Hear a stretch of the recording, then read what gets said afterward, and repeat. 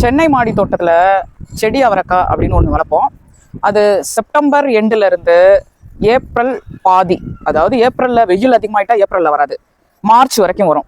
ஒரு September, October, November, December, ஜனவரி, பிப்ரவரி, March 6 மாதம் வரும். இந்த ஏப்ரல் மாதத்தில் நம்ம வந்து செடி அவரை போட்டோம். இந்த பாருங்க, இது போட்டோமா, இது என்ன பண்ணுது, பூ வைக்கும், கீழே விழுந்துரும்.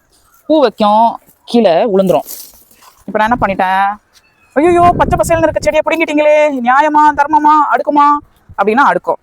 இது என்ன ஆகுது, பூ வச்சு காஞ்சி காஞ்சி கீழே விழுந்து, புதிய கிளை வந்து பூ வச்சு காஞ்சி கீழே விழுந்துரும். அப்படியே ஒரு ஜூன் ஜூலைல போல இந்த செடி வந்து இறந்துரும். வேர் முழுகெல்லாம் போட்டிருக்கு பார்த்தீங்களா, வேர் முடிச்சுலாம் போட்டிருக்கு, அது வந்து இறந்துரும்.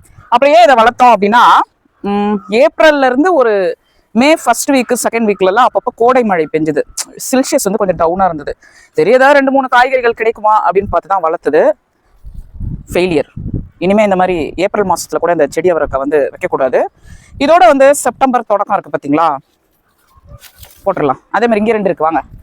செப்டம்பர் தொடக்கம் இல்லை, அப்போ வந்து விதை வைக்கணும்.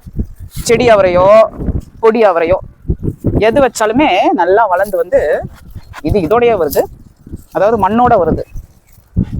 அவ்வளோ வேர் விட்டுருச்சு. இங்கே பாருங்க, இருங்க தொட்டியை எடுப்போம்.